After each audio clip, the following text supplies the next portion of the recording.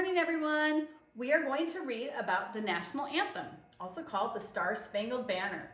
This is a book written by Pamela Dell. What is an anthem?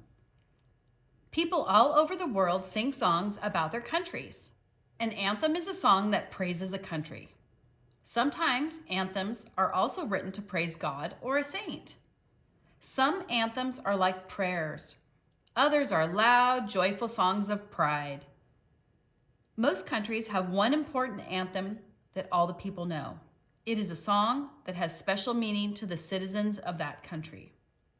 The people feel proud of their country when they sing this anthem. They feel loyal when they hear the music being played.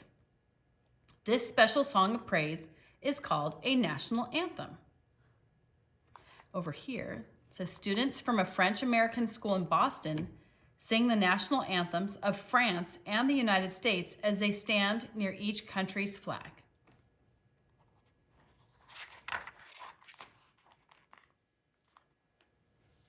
What is the national anthem of the United States?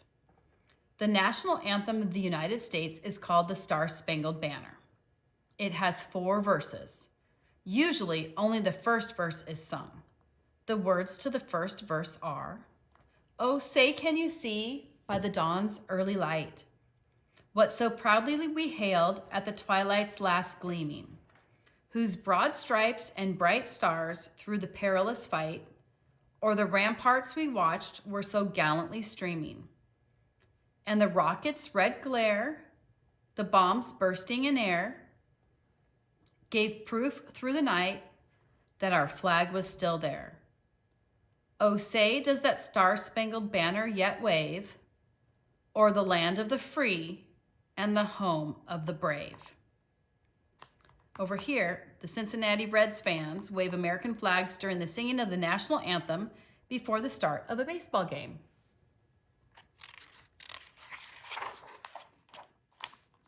Well, who wrote the national anthem? Francis Scott Key wrote a poem that became the Star-Spangled Banner. He was on a boat in the waters near Baltimore, Maryland on September 13th, 1814. The British were bombing Fort McHenry and trying to capture the city of Baltimore. Key had been stopped by British soldiers. Key had strong feelings for his country. As he waited out the battle, he worried. Would his country's soldiers win this fight? He wrote his famous poem after the battle ended. It began as a few words on the back of a letter. It was the only thing he had to write on. The next day, he wrote his words on paper and added more verses. Here's a picture of Francis Scott Key watching the bombing of Fort McHenry from aboard a ship.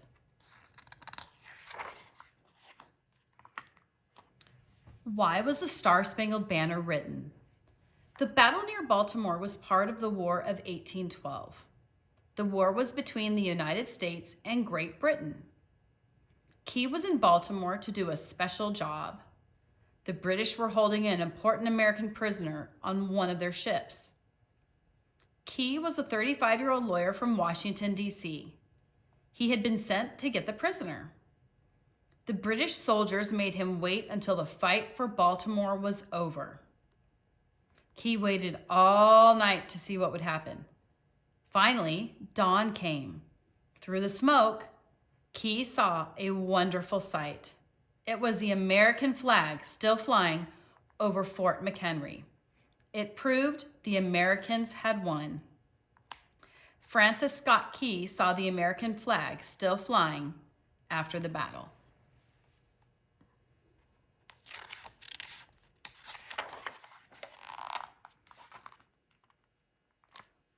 What is a Star-Spangled Banner? A flag is sometimes called a banner. A spangle is something small that shines. It also means a sparkly decoration. Francis Scott Key saw the shining white stars on the American flag as spangles. His words, Star-Spangled Banner, meant the American flag. Key's poem was about one special flag. The flag had 8 red stripes and 7 white stripes. It was spangled with 15 stars. Today, the American flag has 7 red stripes and 6 white stripes. Those are for the original 13 colonies. It is spangled with 50 stars, and each star stands for a state. This was the original flag that inspired Francis Scott Key's famous poem. Looks a little bit different than ours today, for sure. Who made the flag at Fort McHenry? Major George Armistead was the commander of Fort McHenry during the War of 1812. He wanted a giant American flag for the fort. He wanted to make sure the British would see it easily from far away. Armistead hired a skilled flag maker to sew the flag for Fort McHenry. Her name was Mary Young Pickersgill. Her daughter Caroline helped her make the flag. The finished flag was huge. It was 30 feet by 42 feet, or 9 meters by 13 meters in metrics. Each of the 15 stripes was 2 feet wide, 61 centimeters, and each star measured 26 inches, or 66 centimeters, from point to point. The original flag was moved from Fort McHenry to Boston Navy Yard for display in 1874. Look at the size. Look at this man compared to the size of the flag. Wow.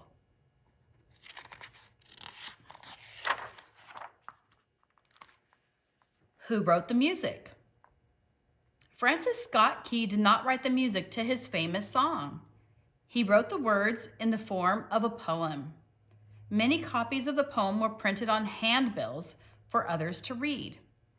The handbills included a note that said, "Tune to Anacreon in Heaven."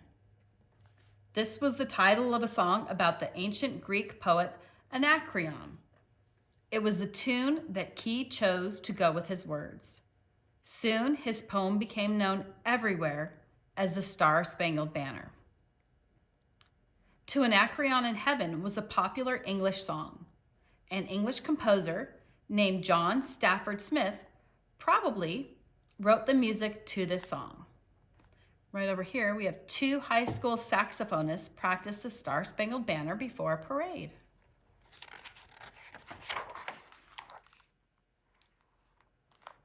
When did it become the national anthem? The Star-Spangled Banner grew more and more popular during the 1800s. During the Civil War, which was 1861 to 1865, both Northern and Southern troops sang the song. It became the unofficial anthem of the Army and the Navy, which played the song during important ceremonies. It was not until March 3rd, 1931, however, that the Star-Spangled Banner became the most important song for the whole country. That day, President Herbert Hoover signed a law that made it the official national anthem.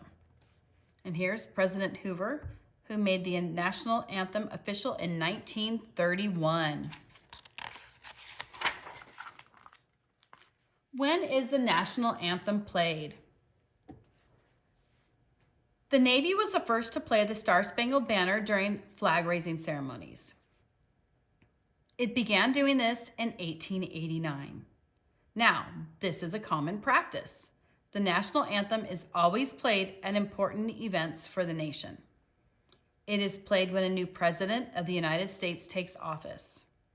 Someone famous always sings the national anthem before big sports events begin. When an American wins a medal at the Olympic Games, the Star-Spangled Banner is played. For nearly 2 centuries, the words of the Star-Spangled Banner have brought pride to the people of the land of the free and the home of the brave. Over here, Baltimore Orioles players stand for the national anthem before a baseball game. A replica of the original Star-Spangled Banner hangs over the wall behind center field.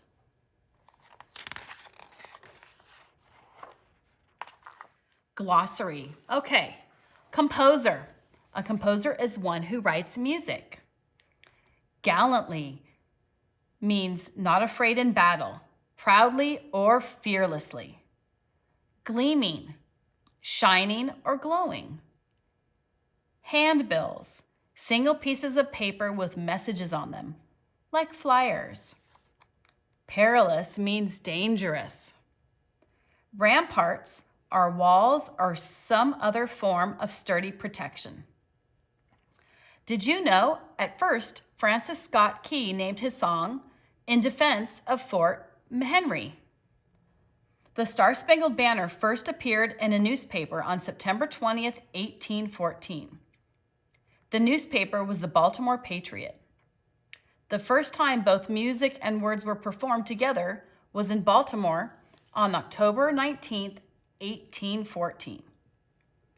The original handmade flag has just undergone a long restoration project. Experts at the Smithsonian's National Museum of American History in Washington, D.C. have been working on the flag for several years. Part of the Fort McHenry Star-Spangled Banner is now missing. Pieces of it were given to the fort soldiers or their wives. Today, the flag measures 30 feet by 34 feet.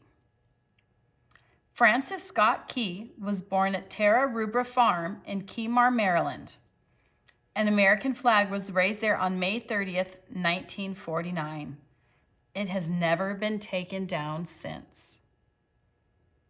The Maryland Historical Society bought Key's first handwritten copy of the Star-Spangled Banner in 1953. The society paid $26,400 for it.